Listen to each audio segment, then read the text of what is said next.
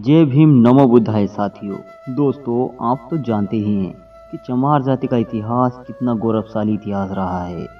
यह जाति अछूत होने के बावजूद भी कभी भी डरी नहीं, निडर खड़ी रही। इस जाति में आज भी राजशाही खून झलकते हैं। तो आइए जानते हैं चमार जाति के उस इतिहास के बारे में जिससे आप बेखबर हैं। और चलिए चलते हैं वीडियो की ओर। दोस्तों, हर चमार महापंडित है, सूर्यवंशी है। आप सभी साथी इस पर अपनी प्रतिक्रिया दें और बताइए कि चमार क्या था। दोस्तों, हजारों वर्षों पहले एशिया महाद्वीप में एक राजवंश रहा करता था जिसे हम इक्ष्वाकु या सूर्यवंशी क्षत्रिय कहते थे। इस इक्ष्वाकु राजवंश से सब घबराते थे। इसी वंश में भगवान गौतम बुद्ध, अशोक सम्राट, चंद्रगुप्त जैसे महान सम्राट पैदा हुए। लेकिन आजकल कुछ ब्राह्मणवादी यानी कि ब्राह्मण लोग इस वंश का हिंदूवादी, इस परिवार का हिंदूकरण करना चाहते हैं, जबकि सच्चाई यह है कि इक्ष्वाकु राजवंश चमार जाति का ही वंश है। चमार जाति ही सूर्यवंशी क्षत्रिय है और बुद्ध के वंशज हैं।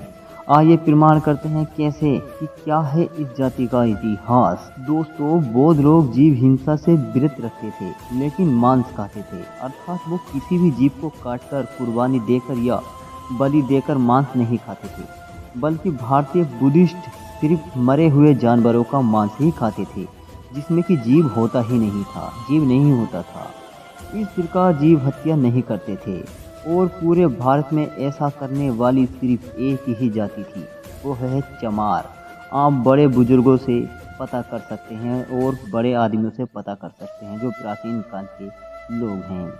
पूरे भारत में जनसूत्रियों और लोक कथाओं में चमार को ब्राह्मण अपना बड़ा भाई बताता है। क्योंकि ब्राह्मण हिंदू धर्म का मुखिया है तो चमार बौद्ध धर्म का मुखिया है, बौद्ध धर्म का मुखिया है। इसलिए चमार की शादी में कभी भी पंडित नहीं बुलाया जाता है। रामायण और कुमराइल भट्ट की किताबों में बुद्ध को शूद्र लिखा गया है और रियल में भी चमार जाति को ही मुख्य शूद्र माना गया है। अन्य जाति कभी भी निशाने पर नहीं रही। समस्त जातियों में सिर्फ चमार जाति ही एक ऐसी जाति है जो गरीब रहती है और उसके बाद भी अपनी शान बे आन पर मर मिटती है। इस जाति में आज भी राजशाही गुण झलकते हैं जो राजाओं का वंश कहलाता है। चमारों का घर गांव के बाहर बना होता है, अक्सर क्योंकि चमार गांव के राजा होते थे। उनको ही गांव में ढीड बाबा कहा जाता था।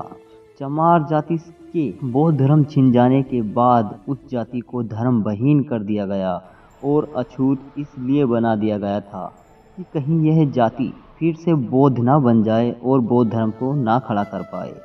चमार जाति की शिक्षा पर रोक इसीलिए लगाई गई थी कि वह अनपढ़ रहेगा तो खुद को चमार अछूत समझेगा, कभी यह नहीं जान पाएगा कि चमार अपने आप में एक राजशाही खून है।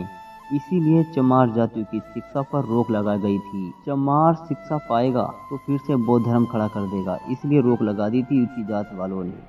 चमार खुद को इसलिए चमार कहला पाना पसंद नहीं करते कि चमार इनका नाम ही नहीं है।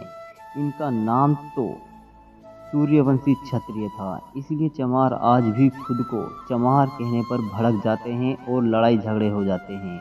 ब्राह्मणों में जिस तरह से शुक्ल, शर्मा आदि समस्त जातियां पाई जाती हैं, चमारों में भी समस्त जातियां थी, जैसे कि कोरी चमार, नोनिया चमार, तांती चमार, दुसाध चमार, पांची चमार आदि। लेकिन जब चमारियों की सत्ता विलुप्त होने के बाद इन सब जातियों में फूट परिचय दी गई और ये आपस में ही लड़ गए।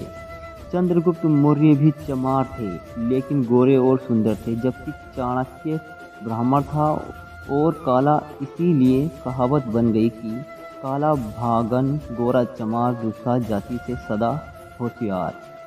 जो भी जातियां आर्य नहीं थी वो चमार कहलाती थी और ऐसा आज भी है। चाहे मौर्य हो, नोनिया हो या दुसाध, अन्य शूद्र ब्राह्मण सबको चमार ही कहता है। तो दोस्तों, यह था चमार जाति का वो इतिहास जिससे आप बेखबर थे। अगर आपको जरा सी भी इस वीडियो में सच्चाई लगी हो तो हमें कमेंट बॉक्स में ज़रूर बताएं। जय भीम, जय भारत।